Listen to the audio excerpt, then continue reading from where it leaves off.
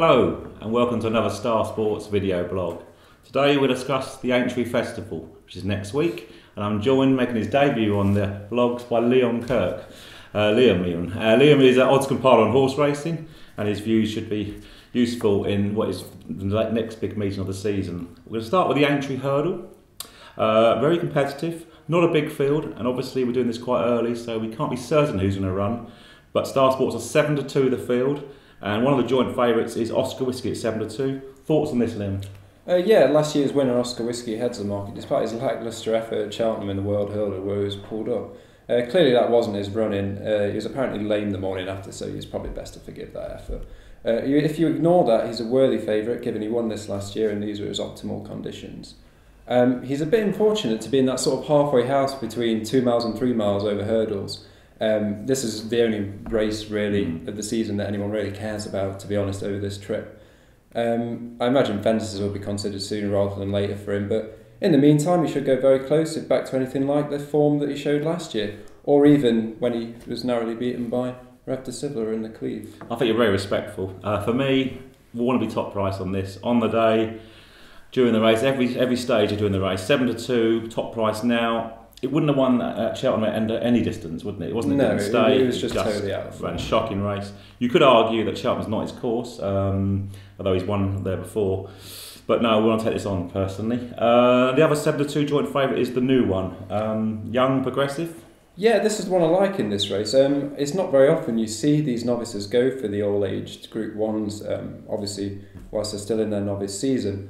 He won at the was it Neptune at the festival? Yeah, he beat Rule the World and Pont Alexandra, who were both unexposed. It's hard to draw too many conclusions about the form of that. I mean, we haven't really got much to go on, and it probably wasn't the greatest of the novice races at the festival. But I know a lot of the speed figures boys are quite keen on this one. Apparently, the last sort of third of the race, it was setting some pretty impressive fractions.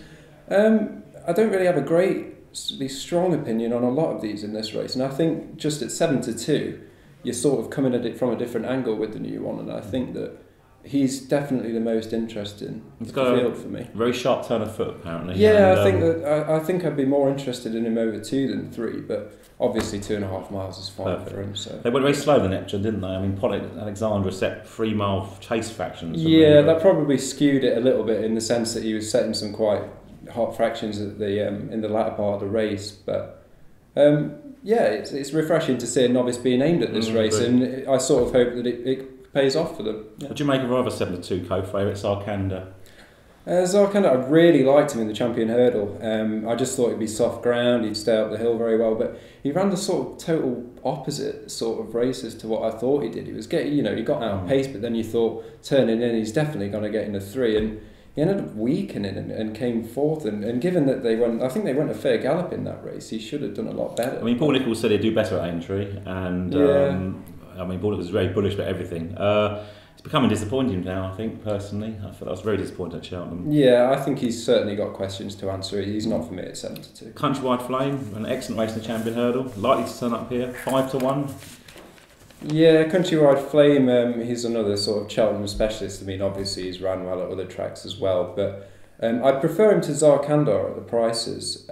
He's a couple of points bigger in the market. I mean, I know he's 5s in places, which I can't really understand, given that, I mean, he was second in the Cesarewitch on the flat, so I mean, he's not going to have any problems at 2.5. He has run exclusively over 2 miles over hurdles so far, but whether he's quite got the class of the new one, even Oscar Whiskey, it's debatable for me. But for each way purposes, I mean, if we got 8 runners in this, he becomes quite interesting at 5s. Got beat by Grametti, didn't he, at the track last year? And he looked all over the winner to me. Yeah, I think he's more Cheltenham horse than Aintree horse for me. But yeah, I see what you're saying. Solid each way. And then Grand Douay, who probably turn up. Going like a dream in the Champion Hurdle, but fell before questions were asked, really. Yeah, one of our esteemed colleagues was quite sweet on him for the Champion Hurdle. I think it was a little bit too soon to say whereabouts he would have finished, but if you look at the international form from, was it November or December at Cheltenham, he must have been in the shake-up. I don't think he's a horse that's crying out for 2.5 miles. I mean, he might well stay, but he's not for me. I mean, I think we probably covered the winner there. Any thoughts on the others? 1,000 Stars always runs well here, but ran appalling last time. Yeah, I think 1,000 Stars doesn't quite come into this in the same form as previous years. Prospect Wells just playing for Prospect Wells, I think is 2.5's maybe a bit far for him. And Binocular. Well, Binocular's just gone. That's mad, surely. maddest horse in the world. Crazy. Okay, it's very competitive. We're 7-2 each of 3. I'm against Oscar Whiskey, and at the prices, I'd love to see Grandeur. I think it would be suited to Aintree, and I think 5-1 is fair. Yourself? Yeah, I'm going to go side with the new one here.